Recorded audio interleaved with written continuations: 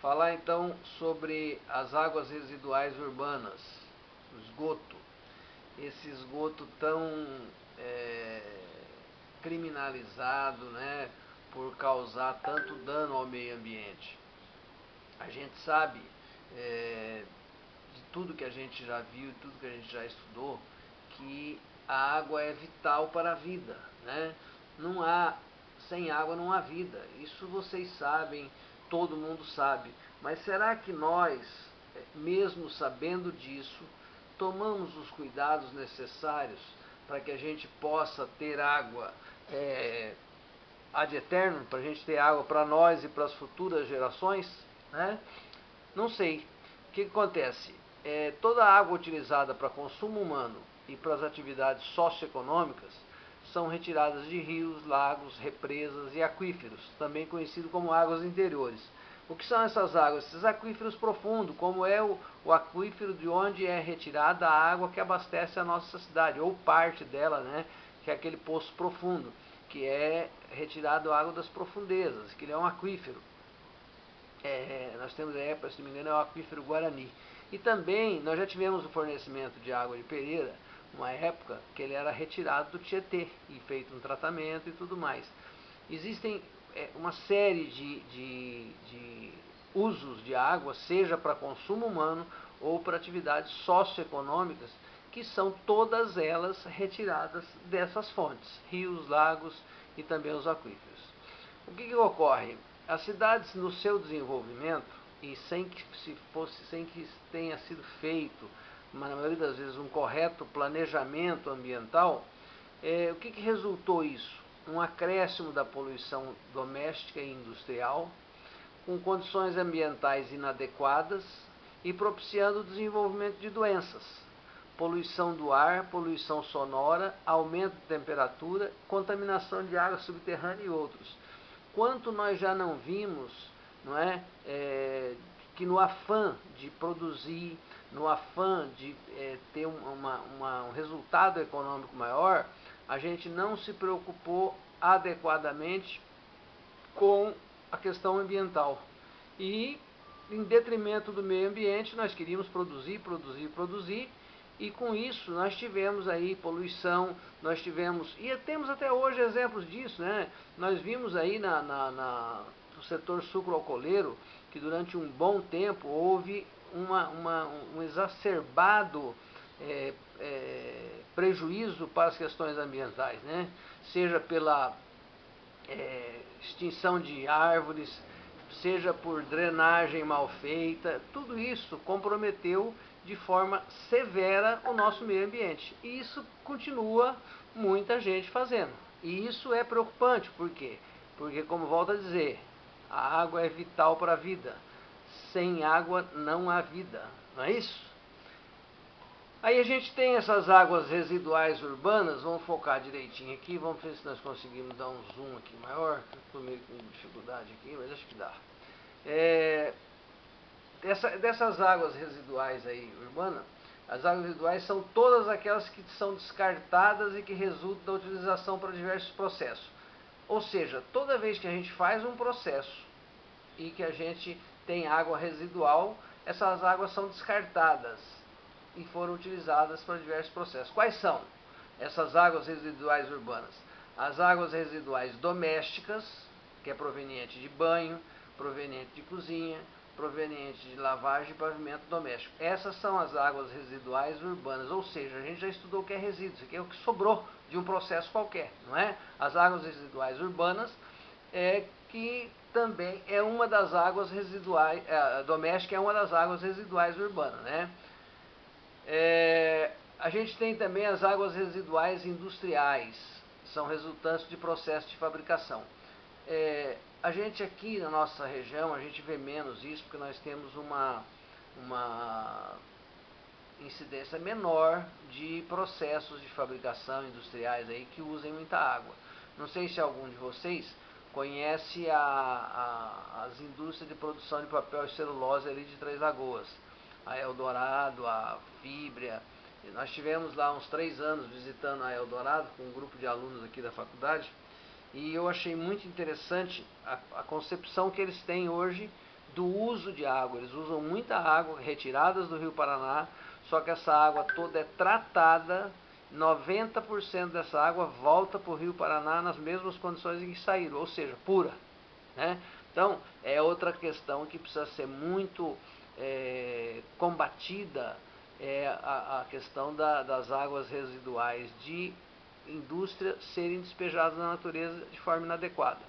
Nós ainda temos águas com infiltração, que são essas águas que infiltram nos coletores de águas existentes nos terrenos, e as águas urbanas, que são as águas de chuva, lavagem de pavimento, aquilo que é regado, tudo isso fazem parte dessas águas residuais urbanas, tá certo?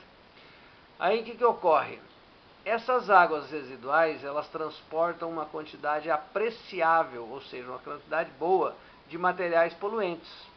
E que se esses materiais não forem retirados, eles podem prejudicar a qualidade das águas dos rios, comprometendo não só toda a fauna e flora, mas também todas as utilizações que serão dadas a esses meios, como seja pesca, balneabilidade, navegação, geração de energia. Vocês olham o exemplo da cidade de São Paulo, né? Vocês veem na cidade de São Paulo alguém pescando? No Rio Tietê ou no Rio Pinheiros? Vocês veem alguém nadando? Não. Por quê? Porque aquele rio foi totalmente comprometido. E ele comprometeu já fauna e flora, mas também essas atividades. Pesca, balneabilidade, ou seja, ninguém pode nadar naquilo, navegação, a própria geração de energia. Ou seja, sempre que eu tiver botando resíduo, água residual, sem o devido tratamento no meio na natureza, eu estou comprometendo a qualidade de todas essas águas, tá certo? E isso, fauna e flora, não se recupera depois com facilidade. Nós vamos ter um prejuízo muito grande, não é? A gente precisa ter atenção, porque falar, mas eu não faço isso. Não, a gente sempre tem uma participação. Se eu estou falando de água residual urbana, eu estou falando inclusive das águas residuais domésticas, que precisam ser descartadas de forma correta, não é? Todos nós participamos, nas empresas onde a gente trabalha, em todos os lugares a gente participa de alguma forma, não é? Veja, o lançamento in natura sim, de forma natural, de esgoto doméstico e industrial é uma das principais causas de poluição de lagos, canais, rios e mares. Quando se lança, vocês estão acostumados a ver em grandes centros, aquelas favelas onde o esgoto é lançado sem tratamento nenhum e lançado nos meios aquáticos, em córrego, acaba com tudo, gente. Vocês não têm ideia do que é um meio d'água poluído por esgoto.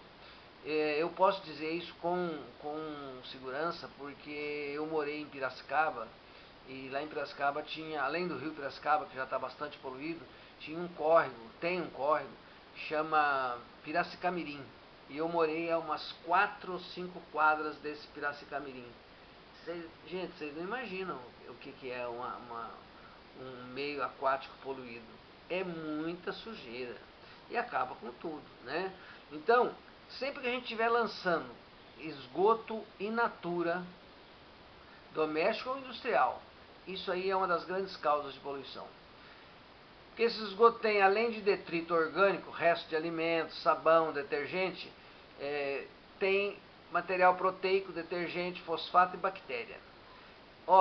A contaminação dos esgotos urbanos traz dois grandes problemas que nós vamos falar sobre os dois. Traz dois grandes problemas esses esgotos urbanos. Contaminação por bactérias patogênicas e a contaminação por substâncias orgânicas degradáveis por bactérias. Quer ver por quê? Essas bactérias patogênicas, elas são as bactérias que comprometem a qualidade da água, né? Via de regra, essa quantidade de bactéria, ela é conhecida como índice de coliforme. Vocês já viram falar, nossa, está com coliforme fecal. Esse critério de índice de coliforme é o critério mais importante para avaliar a qualidade da água, né? Quando você tem uma contaminação por bactéria patogênica. Tem tabelas aí que indicam a pureza dessa água pela quantidade de bactérias por 100 ml de água. E nós temos a outra forma, que é aqui, ó, nós temos a contaminação por bactérias patogênicas e nós temos a contaminação por substâncias orgânicas degradáveis por bactérias. O que ocorre? Além dessa essa contaminação por bactéria patogênica, é uma contaminação do ponto de vista higiênico. Então, além dessa contaminação, tem um outro problema decorrente da poluição, que é a poluição com substâncias orgânicas, detergentes e produtos de limpeza. Essas substâncias orgânicas, elas servem de substrato para micro-organismos. Então, a poluição da água com esses produtos provoca o desenvolvimento populacional desses micro-organismos. Na medida que eu tenho uma água poluída por substâncias orgânicas, eu tenho um ambiente muito propício para o desenvolvimento populacional desses micro-organismos. E o que acontece? A decomposição dos materiais, esse material orgânico ele é decomposto. Essa decomposição transformada em água e CO2, a consequência disso é que tem um aumento exagerado do consumo de oxigênio. Ou seja, para eu decompor esses materiais orgânicos em água e CO2, a consequência é que eu aumento demais o consumo do oxigênio. Porque as bactérias, para fazerem essa decomposição, elas consomem oxigênio. Muito bem. Com a redução desse oxigênio na água, os demais seres vivos existentes na água são levados à morte. E os seus restos fornecem ainda mais alimento aos micro-organismos. Ou seja, mais uma fonte de abastecimento para os micro-organismos. É o próprio fato de que a morte desses seres vivos que existem na água e que são dizimados pela redução do oxigênio, fornece mais alimento, eu aumento ainda mais o processo. E isso acontece uma outra coisa, provoca a reprodução de bactérias anaeróbicas, ou seja, aquelas que se reproduzem mesmo sem a ausência de oxigênio. As reproduções de bactérias anaeróbicas, elas reproduzem sem o oxigênio. E elas decompõem a substância orgânica, né, isso que eu estou dizendo, elas decompõem essa substância orgânica sem oxigênio. Mas elas formam compostos como metano, amônia e gás sulfídrico. Todos esses gases são gases de putrefação. Então, é por isso que quando vocês veem um meio aquático totalmente comprometido com matéria orgânica, e aí o que acontece? Essa matéria orgânica está sendo degradada por bactérias, essa decomposição do material orgânico vai reduzindo a quantidade de oxigênio, a redução de oxigênio faz com que os seres vivos existentes sejam levados à morte, né? E aí, esses seres vivos que são levados à morte, aumenta ainda mais a concentração de alimento para reproduzir esses micro-organismos, e aí passa a provocar essa reprodução de bactéria anaeróbica, que faz essa decomposição da substância orgânica sem oxigênio, e aí formando metano, amônia e gás sulfídrico. Então, essa decomposição aeróbica para anaeróbica, além de tornar a água inútil como fonte de alimento, pode comprometer a atmosfera, porque esses gases, metano, amônia e gás sulfídrico, são gases, e eles liberados podem ser tóxicos ao homem. Vocês já viram, por isso que chama gases da putrefação, vocês já viram um meio aquático poluído por substância orgânica, onde vai diminuindo o oxigênio. Vocês estão cansados de ver na televisão todo ano se mostrando essas situações, não é? Isso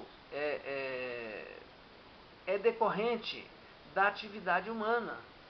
Lá atrás o homem faz as coisas, depois lá na frente, quando ele vê o resultado, ele fala, puta, mas o que será que aconteceu? Aconteceu que eu lá atrás não me preocupei com o meio ambiente, e agora essa é a resposta, né? Eu estou poluindo rios, estou poluindo ar, e a natureza está dando a resposta. Então a gente precisa ficar muito atento com essa questão. Meio ambiente, lá atrás eu já falei para vocês, é responsabilidade de toda a sociedade, está na nossa Constituição.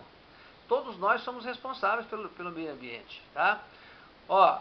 Além disso, os esgotos urbanos são contaminados com quantidades consideráveis de fosfato, polifosfatos. Isso é ingrediente dos detergentes, que hoje está cheio.